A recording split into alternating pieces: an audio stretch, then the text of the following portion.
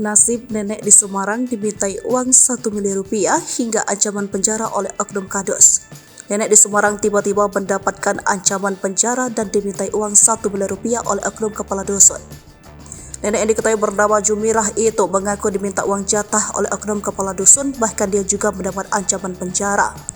Hal itu bermula ketika nenek Jumirah mendapat uang ganti atas rumahnya yang dibeli akibat proyek tol Yogyakarta-Bawen.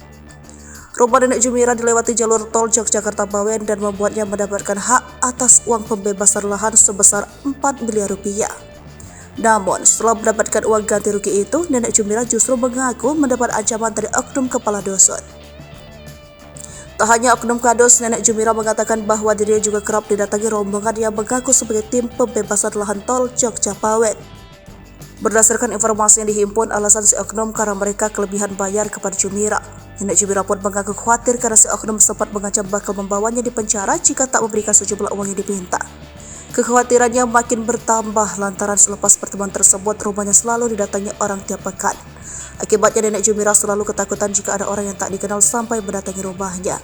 Berdasarkan informasi yang dihimpun Tribun Jateng, nenek Jumirah diketahui sempat didampingi pengacara dan lembaga investasi negara beraudensi dengan anggota DPRD Kabupaten Semarang Sabtu lalu, 8 April 2023. Selain itu, Jumirah juga sempat melakukan mediasi dengan lurah setempat dan diundang kantor sekretariat daerah Kabupaten Semarang Februari 2023 lalu.